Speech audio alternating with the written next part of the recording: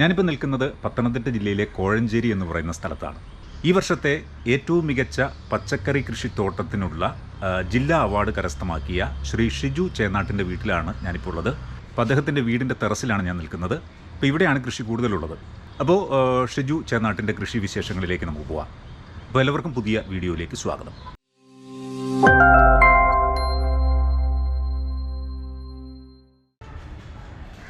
ഷിജുചേട്ടാ നമസ്കാരം. നമസ്കാരം. എന്തുകൊണ്ട് സുഖമായിരിക്കുന്നോ? സുഖം. രാവിലെ നല്ല തിരക്കാണെന്ന് തോന്നുന്നല്ലോ. രാവിലെയുള്ള ദിനചര്യ നമ്മുടെ ഇതാണ്. ആണല്ലേ? രാവിലെ ഒന്ന് തോട്ടത്തിലൊന്ന് കയറി നമ്മുടെ പിള്ളേരെ പരിപാലിക്കുന്നതിലൂട്ടെല്ലാം ഒന്ന് തൊട്ട് തലവടി. അത് ശരി. ഓക്കെ. മക്കളെ പരിചരിക്കുന്നതിലൂട്ട് തന്നെ ഇവർക്കും വേണം പരിചരണം വേണം. ശരി. നമ്മുടെ സാമീപ്യവും ഒക്കെ ഉള്ളപ്പം അവരും നല്ല ഹെൽത്തി ആയിട്ട് വളരും. Okay okay. ഷിജുചേട്ടൻ ബേസിക്കലി എന്തായിരുന്നു ഷിജുചേട്ടൻ്റെ പരിപാടി? ഞാൻ ആക്ച്വലി ഒരു പ്രവാസിയായിരുന്നു. എത്ര വർഷം ഉണ്ടായിരുന്നു? 28 കൊല്ലത്തോളം. എവിടെയായിരുന്നു? അബുദാബിയിലായിരുന്നു. ഒരു കമ്പനി വർക്ക് ചെയ്യുമായിരുന്നു. അതിനുശേഷം തിരിച്ച് നാട്ടിൽ വന്നു. നാട്ടിൽ വന്നു കഴിഞ്ഞൊരു ടൈം പാസ്, നമ്മുടെ ഒരു പോസിറ്റീവ് എനർജി ഒക്കെ കിട്ടണം, പിന്നെ നമ്മുടെ ആരോഗ്യം നോക്കുക എന്നുള്ള ഇതിലാണ് ഇങ്ങനെ കൃഷിത്തോട്ടത്തിലേക്ക്. കാര്യം വീട്ടിലെ ആവശ്യത്തിനുള്ളതും കടകളിൽ നിന്ന് മേടിക്കുന്ന വിഷം ഉള്ള പച്ചക്കറികൾ മേടിക്കാതെ സ്വയം ഉൽപ്പാദിപ്പിച്ച് സ്വയം പര്യാപ്തത നേടുക. അതെ, ആ ഇതിലാകുമ്പോൾ നമുക്ക് ആരോഗ്യത്തിന് വലിയ പ്രശ്നം വരത്തില്ല. ശരി. ഇതിപ്പോൾ എത്ര നാളായി കൃഷി ആരംഭിച്ചിട്ട്? ഇതിപ്പോൾ 4-5 കൊല്ലം ആയി അല്ലേ? വന്ന അന്ന് തൊട്ടേ 4 കൊല്ലത്തിൽ കൂടുതലായി. അന്ന് തൊട്ട് തന്നെ നമ്മുടെ വീട്ടിലേക്ക് ആവശ്യമുള്ള പച്ചക്കറികളല്ലേ കൂടുതലുണ്ടാക്കുന്നത്? കൂടുതലും വീട്ടിലേക്ക് ആവശ്യമുള്ള അത് ബാക്കി വരുന്നത് നമ്മുടെ ഫ്രണ്ട്സ്, റിലേറ്റീവ്സ്, അങ്ങനെയുള്ള ആൾക്കാർക്ക് കൊടുക്കും. അത് ഫ്രീ ആയിട്ട് തന്നെ കൊടുത്ത്. ഇപ്പോൾ അല്ലാതെ ഒരു വിൽപ്പന അങ്ങനെ ഒരു ചിന്ത അങ്ങനെ ഒരു നമ്മള് കടകളിൽ കൊടുത്തു കഴിഞ്ഞാൽ അതും മേടിക്കുന്നത് നമ്മൾക്ക് പരിചയമില്ലാത്ത ആൾക്കാരും ഒക്കെയാണ് മേടിക്കുന്നത്. അപ്പം നമ്മുടെ സമൂഹത്തിൽ തന്നെ നമുക്ക് പരിചയമുള്ളവർക്ക് തന്നെ നല്ലൊരു ആരോഗ്യമുള്ള സമൂഹം ആയിക്കോട്ടെ നമ്മുടെ കുടുംബം, ഇതെല്ലാം ആ ഒരു കൺസെപ്റ്റിലാണ്. ഓക്കെ. ഇപ്പം ഇവിടെ മെയിനായിട്ട് എന്തൊക്കെ കൃഷിയാണ് ചെയ്യുന്നത്? ഒരു വീട്ടിലേക്ക് ആവശ്യമുള്ള എല്ലാ പച്ചക്കറികളും നമ്മൾ കൃഷി ചെയ്യുന്നു. വെണ്ട, വഴുതന, മുളക്, ചീര, പിന്നെ ഇതൊരു സ്പെഷ്യൽ ഇതാണ് അമരപ്പയർ. നമ്മുടെ സാമ്പാറിൻ്റെ അകത്തൊക്കെ ഇടുന്നു അതാണ്. പിന്നെ ഇഞ്ചി, തക്കാളി, പിന്നെ അതുപോലെ തന്നെ ഉരുളക്കിഴങ്ങ് ഇപ്രാവശ്യം ഒന്ന് ഒരു പരീക്ഷണം നടത്തിയതാണ്. ഇത് പിന്നെ ഇപ്പോൾ ഇങ്ങനെ വാടി നിൽക്കുന്ന വെള്ളം കൂടിയതുകൊണ്ടാണെന്ന് തോന്നുന്നു. ഒരു പരീക്ഷണമാണിത്. പഠിക്കുന്നത് വെള്ളം അധികം വേണ്ട എന്നാണ് തോന്നുന്നത്. ഇത് വിളവെടുത്തില്ലല്ലോ? ഇല്ല. ഇപ്രാവശ്യം ആദ്യമായിട്ടൊന്ന് ചെയ്യുക. പിന്നെ ഒരു മഞ്ഞക്കെണിക്ക് പകരം ഒരു അത് ശരിക്കും എഫക്റ്റീവ് ആണോ ഈ മഞ്ഞക്കെണിക്ക് പകരം? ഈ പറയുന്നത് അത് കൃഷി വകുപ്പ് തന്നെ പറയുന്നതാണ് ഇത് നല്ല ഇതാണെന്ന് പറയുന്നു. ശരി. എനിക്ക് തോന്നുന്നു ചേട്ടാ ഇവിടെ കൂടുതലും മുളകാണെന്ന് തോന്നുന്നല്ലേ? അതെ, ഈ പ്രാവശ്യം കൂടുതൽ നല്ല തൈ കിട്ടിയത് മുളകിന്റെ ആയിരുന്നു. അതുകൊണ്ടാണ് മുളക് കൂടുതൽ. ഇത് കൃഷിഭവനിൽ നിന്ന് കിട്ടിയ തൈയാണോ? അതെ. ഈ പ്രാവശ്യം ചെയ്തേക്കുന്ന എല്ലാം കൃഷിഭവനിൽ നിന്ന് കിട്ടിയതാണ്. അത് ഹൈബ്രിഡ് എന്ന് പറഞ്ഞുകൊണ്ട് അവര് തന്നതാണ്. ചേട്ടാ മുളകല്ലാതെ പിന്നുള്ളത് വെണ്ടയുണ്ട്, വഴുതനയുണ്ട്, തക്കാളിയുണ്ട്, ചീരയുണ്ട്, പിന്നെ ഇഞ്ചി ഇടവിളയായിട്ട് മിക്കവാറുള്ള എല്ലാ ഗ്രോ ബാഗിലും നട്ടിട്ടുണ്ട്. പിന്നെ ചുരുങ്ങിയ സ്ഥലത്ത് തന്നെ ഏറ്റവും കൂടുതൽ കൃഷി ചെയ്യുക എന്നുള്ള രീതിയിൽ നമ്മൾ ഏകദേശം ഒരു 500 ഗ്രോ ബാഗുകളോ ഈ ടെറസിൽ തന്നെ നമ്മൾ കൃഷി ചെയ്തിട്ടുണ്ട്. ബാഗുകളൊക്കെ എവിടുന്നാണ് വാങ്ങിയത്? ഞാൻ കൃഷി വകുപ്പിൽ നിന്നും അങ്ങനെ ഉള്ള ഇവിടുന്നാണ് കൂടുതലും മേടിച്ചിട്ടുള്ളത്. പിന്നെ ഇതിനൊരു കൂടുതൽ ഗ്രോ ബാഗ് നടാൻ വേണ്ടി ഒരു 3 ലെയർ സ്റ്റാൻഡാണ് ഞാൻ അറേഞ്ച് ചെയ്തേക്കുന്നത്. അതുപോലെ തന്നെ ഇതെല്ലാം ഒടിഞ്ഞു വീഴാതെ താഴോട്ട് പോകാതിരിക്കാൻ വേണ്ടി ഞാൻ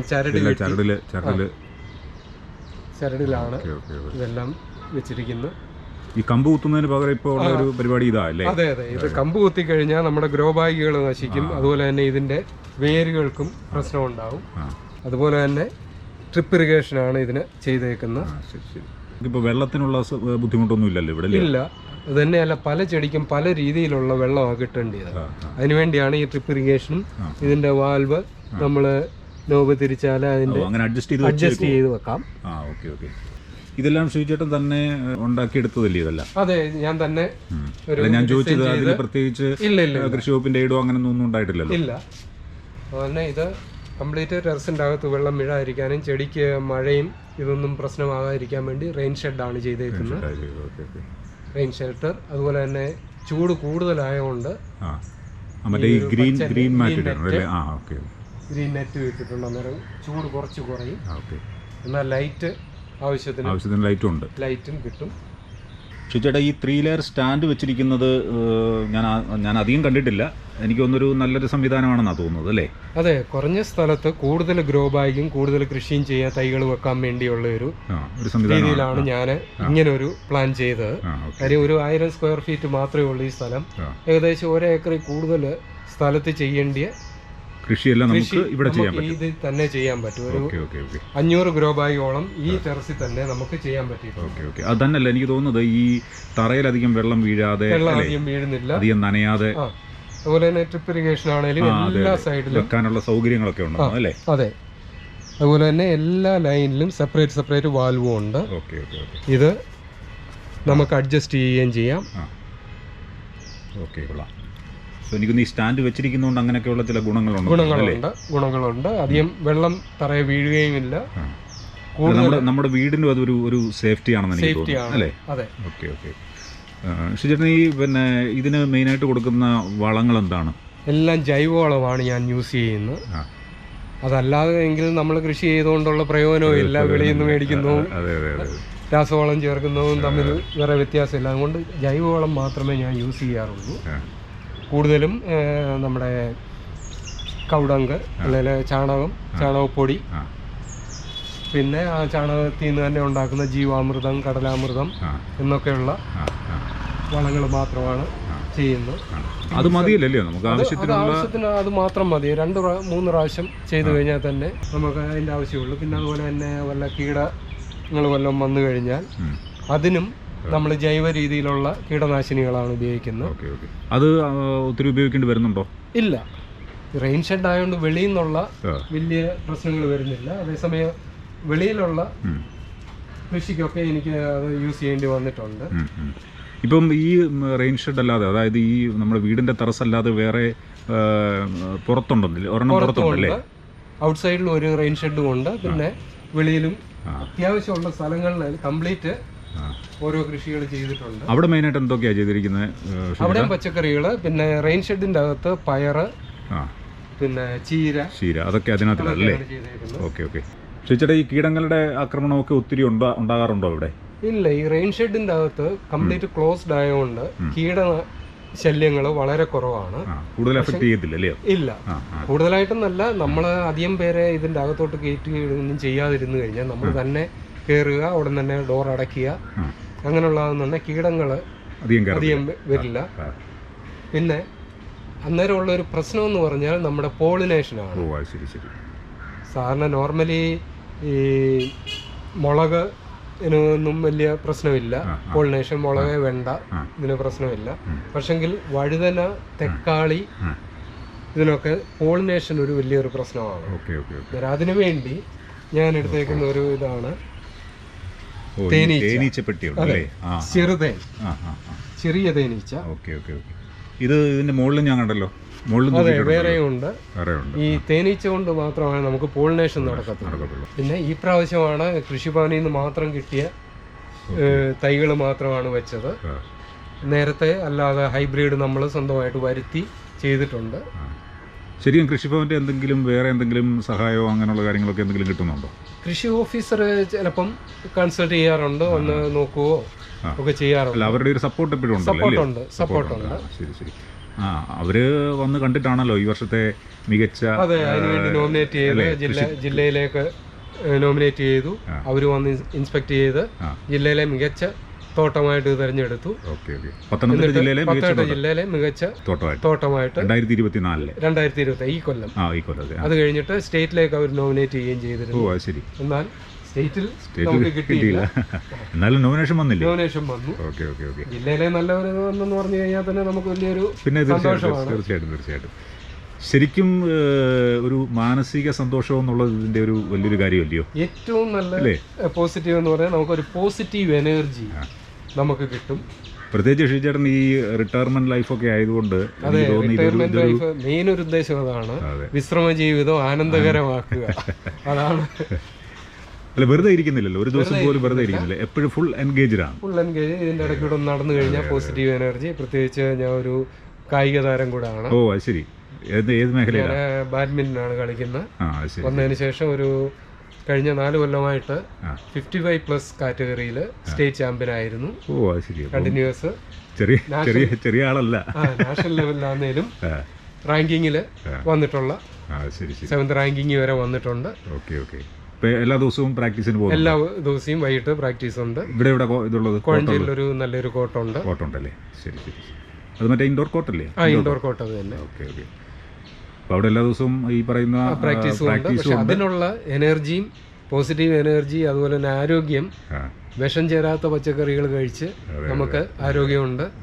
അതുകൊണ്ട് എനിക്കാണെങ്കിലും എൻ്റെ കുടുംബത്തിനാണെങ്കിലും ഹോസ്പിറ്റലിൽ അധികം പൈസ സ്പെൻഡ് ചെയ്യേണ്ടി വന്നിട്ടില്ല. അത് തന്നെ വലിയൊരു കാര്യമില്ലേ? അതെ. നമ്മുടെ ഒരു ഉദ്ദേശം എന്ന് പറഞ്ഞാൽ ഇങ്ങനെ ഇത് ഫലങ്ങൾ ഉണ്ടായിക്കഴിഞ്ഞാൽ തന്നെ പച്ചക്കറികൾ ഫ്രണ്ട്സിന്, റിലേറ്റീവ്സിന്, സമൂഹത്തിൽ അടുത്തുള്ള ആൾക്കാർക്കെല്ലാം കൊടുത്ത് നല്ലൊരു ആരോഗ്യമുള്ള സമൂഹത്തെ വാർത്തെടുക്കുക എന്നുള്ളത് നമ്മുടെ ഒരു ഈ പറയുന്ന ഇതിന്റെ ഈ പ്രവർത്തനങ്ങളുടെ ഒക്കെ ഒരു ഭാഗമാണ് അത്. അതെ, ഒരു സോഷ്യൽ വർക്ക് എന്നൂടെ വേണം പറയാം. തീർച്ചയായിട്ടും. അതുകൊണ്ട് ഇങ്ങനെ ചെയ്യുന്നതുകൊണ്ട് നമ്മുടെ ഇത് കണ്ടു തന്നെ പലരും ഒരു ഇൻസ്പിറേഷൻ വന്നിട്ടുണ്ട്. ഇങ്ങനെ കൃഷി ചെയ്യാനും ചുരുങ്ങിയ സ്ഥലത്ത് തന്നെ ഇത്രയൊക്കെ ചെയ്യാൻ പറ്റും. അല്ല, സത്യത്തിൽ ഇതിനൊരു നല്ലൊരു മനസ്സും ഒരു ആഗ്രഹവും ഒക്കെ ഉണ്ടെങ്കിൽ തീർച്ചയായിട്ടും ചെയ്യാം. സ്ഥലം ഒരു വിഷയമല്ലല്ലോ. സ്ഥലം വിഷയമല്ല. ഇപ്പം മുറ്റത്ത് തന്നെ, നമ്മുടെ ചെറിയ മുറ്റമാണെങ്കിൽ മുറ്റത്ത് തന്നെ ചെയ്യുന്ന എത്രയോ ആളുകളുണ്ട്. അതെ. അതൊന്നൊരു സ്ഥലം ഒരു വിഷയമല്ല. രൂപയിലാണെങ്കിലും വെച്ച് കഴിഞ്ഞാൽ നമ്മുടെ വീട്ടിലേക്കുള്ള ആവശ്യത്തിന് നമ്മുടെ ആരോഗ്യം സംരക്ഷിക്കാൻ വേണ്ടിയുള്ള സാധനങ്ങൾ നമുക്ക് ഉൽപ്പാദിപ്പിക്കാൻ പറ്റും. Okay okay. ഷിജേട്ടാ, ഇത് എന്തോ പയർ? ഇത് കുറ്റിപ്പയറല്ലേ? ഇത് കുറ്റിപ്പയറാണ്. ഇത് കായ്ച്ചു വരുന്നതേ ഉള്ളൂ? കായ്ച്ച് വരുന്നേ ഉള്ളൂ. ഇതിൻ്റെ ഒരു പ്രശ്നം, ഇപ്പോൾ ഒരു കീടം ഇതിനെ ആക്രമിച്ചിട്ടുണ്ട്. ഒരു ഫംഗലാണ്. അതാണ് ഈ അതെ വെളുത്തിരിക്കുന്നത്. ഇതിന് നമ്മൾ കീടനാശിനിയായിട്ട് വേപ്പെണ്ണ എമിഷൻ ആണ് യൂസ് ചെയ്യുന്നത്. ഇന്ന് ചെയ്തില്ല. ഇന്ന് വൈകിട്ടോ ഒന്നിൽ രാവിലെ ചെയ്യണം, 6 മണിക്ക് മുമ്പേ, അല്ലെങ്കിൽ വൈകിട്ട് 6 മണി കഴിഞ്ഞ് ചെയ്യണം. പക്ഷെങ്കിൽ എനിക്കിത് അതാണേലും യൂസ് ചെയ്യാനൊരു പ്രശ്നം എന്ന് പറഞ്ഞാൽ തേനീച്ച ഇവിടെ ഇരിക്കുന്നതുകൊണ്ട് ഡയറക്റ്റ് എപ്പോഴും വന്ന് ചെയ്യാനൊക്കെ. അതുകൊണ്ട് തേനീച്ച കൂടുകൾ ഇവിടുന്ന് മാറ്റിയതിന് ശേഷമേ അത് ചെയ്യാനൊക്കെ. അല്ലെങ്കിൽ തേനീച്ചയ്ക്ക് ദോഷകരമാണ്. തേനീച്ചയ്ക്ക് ദോഷകരമാണ്. ഇത് അടിക്കുന്ന കൂട്ടത്തിൽ തേനീച്ചയുടെ ദേഹത്ത് വീഴുകയോ എന്തെങ്കിലും ചെയ്താൽ തേനീച്ച നശിച്ചു പോകും. Okay okay okay. പിന്നെ ഈ പറയുന്ന പോലെ ചെറിയ ഇലവാട്ടമൊക്കെ കാണുന്നുണ്ട്. അതൊക്കെ ഒരു നോർമലി ഉള്ളതാണെന്ന് തോന്നുന്നല്ലേ? അത് എനിക്ക് തോന്നുന്ന വല്ല പുഴുവിന്റെ ശല്യമല്ല, ന്യൂട്രീഷൻസ് എന്തെങ്കിലും കൊടുക്കണം. കാൽസ്യമോ അങ്ങനെ മാഗ്നീഷ്യം കുറവ് കൊണ്ട് ഇങ്ങനെ വരാറുണ്ട്. പിന്നെ മൈക്രോ ന്യൂട്രീഷൻ ട്രീറ്റ്മെന്റ് എന്തെങ്കിലും ചെയ്യണം. നോർമലി അങ്ങനെ ചെയ്യുന്ന രാസവളമൊന്നും യൂസ് ചെയ്യത്തില്ല. മൈക്രോ ന്യൂട്രീഷൻസ് പൗഡർ കിട്ടും, അത് വെള്ളത്തിൽ കലക്കി നമ്മൾ കൊടുക്കും. അപ്പോൾ നമ്മൾ ഈ ഷെഡിൽ ഏതാണ്ട് കാഴ്ചകളൊക്കെ ഏതാണ്ട് കണ്ടു. ഇനിയിപ്പോൾ നമുക്ക് പുറത്തുള്ള ആ ഷെഡ് കൂടെ നോക്കിയാലോ? ഓക്കെ. അവിടുത്തെ എന്തോ കൃഷിയാണെന്ന് നമുക്ക് നോക്കാം. അങ്ങോട്ട് പോകാം. ഓക്കെ.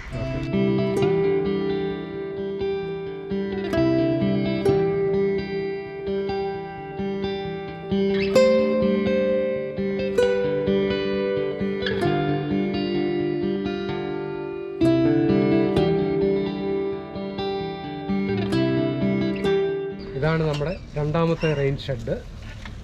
ചേട്ടാ, ഇതിനകത്ത് മെയിനായിട്ട് പയറാണല്ലേ? മെയിൻ പയറും ചീര, ഇഞ്ചി, ഇടവകളയായിട്ട് ഇഞ്ചിയും നട്ടിട്ടുണ്ട്.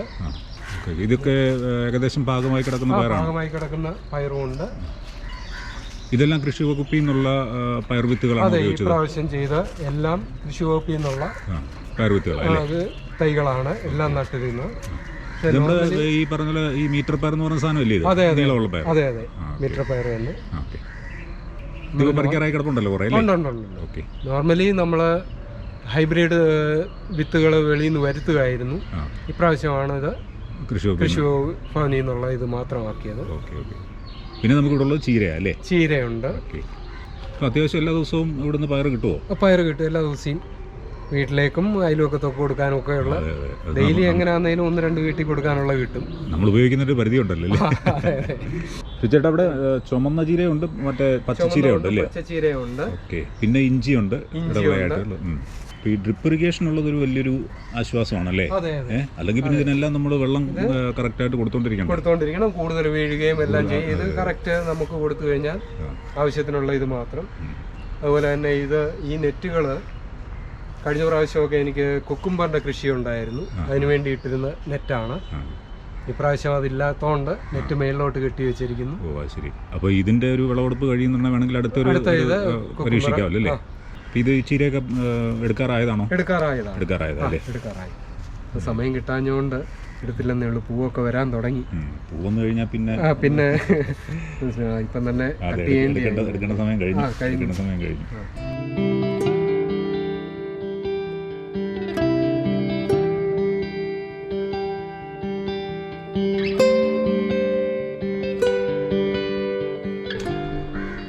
ചേട്ടാ ഫാമിലിയെ പരിചയപ്പെടുത്തിയില്ലല്ലോ. ഇതാണ് എൻ്റെ വൈഫ്. ഓക്കെ. വൈഫ് പേര് ജോളി, ഒരു സ്കൂളിൽ വർക്ക് ചെയ്യാണ്. എവിടെ വർക്ക് ചെയ്യുന്നത്? MTLPS തോട്ടപ്പേശ്ശേരി സ്കൂളിലെ ഹെഡ് മിസ്ട്രസ് ആണ്. ഓ അത് ശരി, HM ആണല്ലേ? ഓക്കെ. അപ്പം ജോലി തിരക്കിനിടയിൽ ഇടയ്ക്ക് ഈ പരിപാടികളൊക്കെ ചെയ്യാൻ സമയം കിട്ടുന്നുണ്ടോ? രാവിലെയും വൈകിട്ടും സമയം കണ്ടെത്തും. ടീച്ചറിനെ സഹായിക്കുന്നുണ്ട് മാക്സിമം എന്ന് പറയാം. ഒറ്റയ്ക്ക് ഇതെല്ലാം കൂടെ ചെയ്യാൻ ബുദ്ധിമുട്ടാണ്, മാനേജ് ചെയ്യാൻ പാടാണ്. ഓക്കെ. പിന്നെ മക്കൾ എത്ര പേരാ ചേട്ടാ? എനിക്ക് 3 പേരാണ്. ഇത് ഇളയ മോനാണ്, മോൻ 8ൽ പഠിക്കുന്നു. മൂത്ത മോളൊരു കോളേജിൽ ഗസ്റ്റ് ലെക്ചറായിട്ട് വർക്ക് ചെയ്യുന്നു. രണ്ടാമത്തെ മോള് UK-ലാണ് ഹയർ സ്റ്റഡീസിന് പോയത്. അതെ, MSW കഴിഞ്ഞിട്ട് ഹയർ സ്റ്റഡീസിനായിട്ട് പോയി. ടീച്ചർ ഇത് സ്കൂളിൽ കൊണ്ടുപോകാറുണ്ടോ? പിന്നെ ഞാൻ എല്ലാ ദിവസവും 1 വിട്ട ദിവസങ്ങളിൽ ഇവിടുത്തെ പയർ ഞങ്ങളുടെ ഉച്ചഭക്ഷണത്തിൽ ഉൾപ്പെടുത്താറുണ്ട്. പയർ കഴിക്കാത്ത കുട്ടികൾ പോലും ടീച്ചർ കൃഷി ചെയ്തതാന്ന് പറയുമ്പോൾ സന്തോഷത്തോടെ കഴിക്കുന്നത് കാണുമ്പോൾ എനിക്കും സന്തോഷമുണ്ട്. അത് ഈ പറഞ്ഞ പോലെ 1.5 വിട്ട ദിവസം കൊടുക്കാനുള്ള പയർ ഇവിടുന്ന് കിട്ടാറുണ്ടോ? കിട്ടുമല്ലേ? കിട്ടും. പിന്നെ ചീരയുണ്ട്, വെണ്ടയ്ക്കയുണ്ട്, എല്ലാം കൊണ്ടുപോകും. വെണ്ടയ്ക്ക കറിയൊക്കെ വെച്ചാൽ കൂട്ടാത്ത കുഞ്ഞുങ്ങൾ പോലും ടീച്ചർ കൃഷി ചെയ്ത് കൊണ്ടുവന്നാന്ന് പറഞ്ഞാൽ അത് കേൾക്കുമ്പോൾ നമുക്കൊരു സന്തോഷം, അത് വേറെ.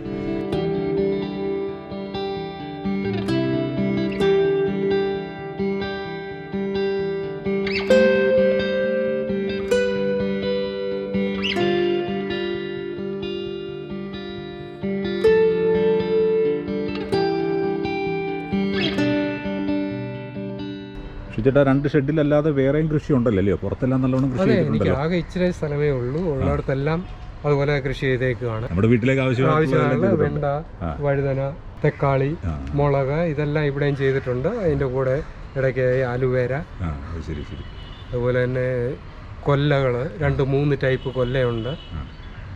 വെള്ള കളറുള്ളതുണ്ട്, പിന്നെ പർപ്പിൾ കളറുള്ള വയലറ്റ് കളറുള്ള ഒരു അത് സ്പെഷ്യൽ ഐറ്റമാണ്. പിന്നെ ഞാനവിടെ ഇത് കണ്ടല്ലോ, നമ്മുടെ കോളിഫ്ലവർ, ക്യാബേജ്, ഇതുപോലുള്ള മിക്കവാറുമുള്ള എല്ലാ വെജിറ്റബിളും ഇവിടെ തന്നെ ഉൽപ്പാദിപ്പിക്കുന്നുണ്ട്. അതുപോലെ തന്നെ കുരുമുളക്, ഇത് ഒരു സപ്പോട്ട മരമാണ്. പുളിയുണ്ട്. അത്യാവശ്യം ഒരു വീട്ടിലേക്കുള്ള എല്ലാ സംഗതികളും ഉണ്ട്. കരിയാപ്പ് ഇപ്പൊ ഇഷ്ടം പോലെ തൈ ആയിട്ടുണ്ട്. പിന്നെ പാഷൻ ഫ്രൂട്ട്, പേര. ഇവിടെയും സ്വല്പ സ്ഥലമുള്ളവരും അവിടെയും മഞ്ഞള്, ഇഞ്ചി, പ്ലാവ്. സ്ഥലം വെറുതെ കളഞ്ഞിട്ടില്ല. ഓമയുണ്ട്, നാടൻ ആത്ത. അതാണ് പ്രത്യേകത. ഇപ്പൊ എങ്ങും കാണാൻ സാധിക്കാത്ത ഒരു സാധനമാണ് നാടൻ ആത്ത. ഇത് ഞാവൽ. അത് കായ പിടിച്ചോ? ഇതുവരെയും പിടിച്ചിട്ടില്ല. ഇതാണ് നമ്മുടെ ട്രിപ്പ് ഇറിഗേഷന്റെ സിസ്റ്റം. ഇതിലെ ഡയറക്റ്റ് ചെടികൾക്കെല്ലാം വെള്ളം ട്രിപ്പിൽ കൂടെ തന്നെ കിട്ടിക്കും. പിന്നെ ഈ സംവിധാനം ഇത് നമുക്ക് മൈക്രോ ന്യൂട്രിയൻസ് വല്ലതും ചേർക്കണമെന്നുണ്ടെങ്കിൽ ഇതിൻ്റെ അകത്ത് വെച്ച് കഴിഞ്ഞാൽ ഇതിൻ്റെ അകത്ത് വെള്ളത്തിൽ മിക്സ് ചെയ്ത് ഇതങ്ങനെ ഇതിലേക്ക് വെള്ളം വരും. ഇതിനകത്ത് അത് മിക്സ് ചെയ്ത് കൊടുത്തു കഴിഞ്ഞാൽ ഡയറക്റ്റ് ചെടികൾക്ക് പൊക്കോളും. എനിക്ക് ഇതിൻ്റെ കൂട്ടത്തിൽ ഒരു ചെറിയൊരു കൂണിൻ്റെ കൃഷിയൂടെ ഉണ്ട്. നമ്മുടെ വീട്ടിലേക്കും ഒക്കെയുള്ള അത്യാവശ്യത്തിന് വേണ്ടി മാത്രം. അല്ലാതെ ലാർജ് സ്കെയിൽ അല്ല, ഒരു 10 ബെഡ് മാത്രമുള്ള ഒരു കൂൺ കൃഷി. ഓക്കെ. അത്യാവശ്യത്തിന് നമ്മുടെ വീട്ടിലേക്ക് ആവശ്യമുള്ള കൂണ് ഇവിടുന്ന് കിട്ടുമല്ലേ? കിട്ടും. ഓക്കെ. ഇത് എത്ര ബെഡ് ഉണ്ടായിരുന്നു ചേട്ടാ? ഇത് 10 ബെഡാണ് നമുക്കുള്ളത്. അപ്പോൾ അത്യാവശ്യം എടുത്തിട്ടുണ്ട്. അത്യാവശ്യം ഇന്നത്തേക്കുള്ള കിട്ടിയിട്ടുണ്ട്. ശരി ശരി. ഒരു തോരനോ ഒരു കറിക്കോ ഒക്കെയുള്ള. ഇതിപ്പോൾ എത്ര ദിവസം, ഇനിയിപ്പോൾ എത്ര ദിവസം കഴിയുമ്പോൾ ഇത് ആയി വരും? ഇത് മിക്കവാറും 1.5 വിട്ട ദിവസങ്ങളിൽ നമുക്ക് പറിക്കാനുള്ള കിട്ടും അല്ലേ? Okay okay. അപ്പോൾ ഇതിന് വലിയ മുതൽ മുടക്കില്ലാതെ ചെയ്തതാണല്ലേ? അതെ അതെ. ശരി ശരി. അത് സ്വന്തമായിട്ട് തന്നെ ഒരു ഷെഡ് പോലെ ഇങ്ങനെ ഉണ്ടാക്കി. ഇത് മറ്റേ സ്റ്റെയറിന്റെ കീഴിൽ ഉണ്ടാക്കിയിരിക്കുന്നത്? അതെ തന്നെ, സ്റ്റെയർ കേസിന്റെ കീഴിൽ. പിന്നെ കൂണിന് ഒരു അത്യാവശ്യം എന്ന് പറഞ്ഞാൽ ലൈറ്റ് കൂടുതലാകരുത്, സൺലൈറ്റ് ഡയറക്റ്റ് അടിക്കാൻ പാടില്ല, എന്നാൽ എയർ സർക്കുലേഷൻ വേണം. അതിനാണ് ഈ ഗ്രീൻ. അതിന് വേണ്ടിയാണ് ഇങ്ങനെയൊക്കെ ഒരു ടെമ്പററി ഒരു ഷെഡ് പോലെ ഉണ്ടാക്കി നമ്മുടെ ആവശ്യത്തിന് മതിയല്ലോ, നമ്മുടെ വീട്ടിലേക്കുള്ള ആവശ്യത്തിന് മതിയല്ലോ. ഓക്കെ, കൊള്ളാം, നന്നായിരിക്കുന്നു. ഓക്കെ.